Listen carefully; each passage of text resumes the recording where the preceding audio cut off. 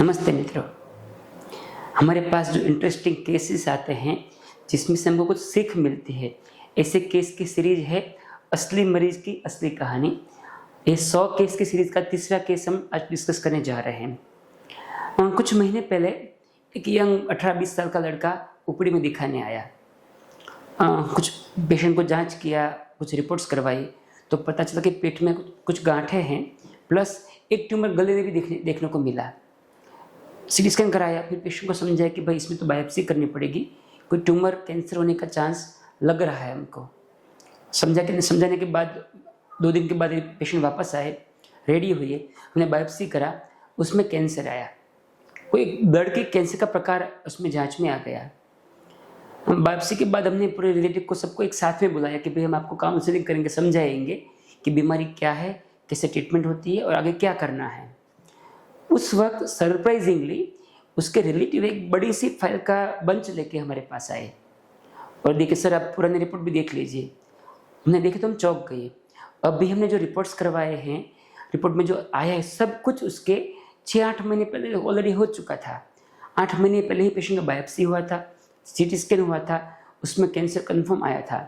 लेकिन ना तो वो लोगों ने ट्रीटमेंट शुरू किया, ना आगे किसी को और दिखाया, कुछ करा ही नहीं।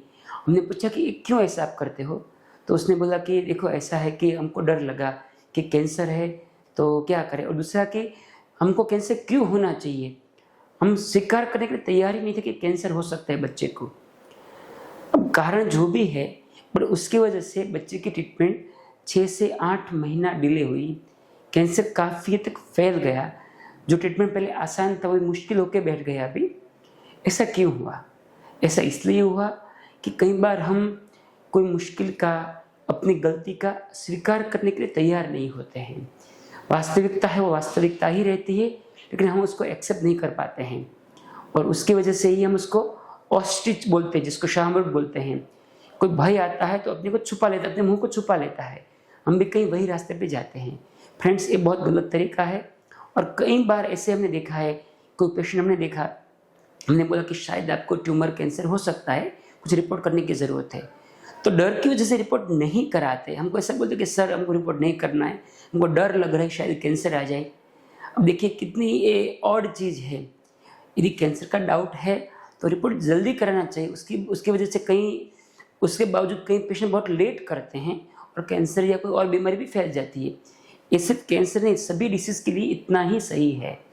फ्रेंड्स, हम इतना सीखें कि जो भी बीमारी आए उसके लिए हम अपने आप को स्ट्रॉन्ग बनाए, घर के अंदर पॉजिटिव एटमॉस्फेयर क्रिएट करें और उससे लड़ने के लिए हमको प्रिपेयर करें।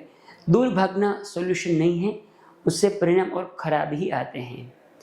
इस सीरीज़ में आपको कोई और सजेशन है, आपको कोई लग रहा है कि और चेंज करने की ज़रूरत है, या आपको अच्छा भी लग रहा है, आप कमेंट में हमको ज़रूर बताइए। उससे हम और ज़रूरत के हिसाब से फेरफार करेंगे, चेंज करेंगे। धन्यवाद।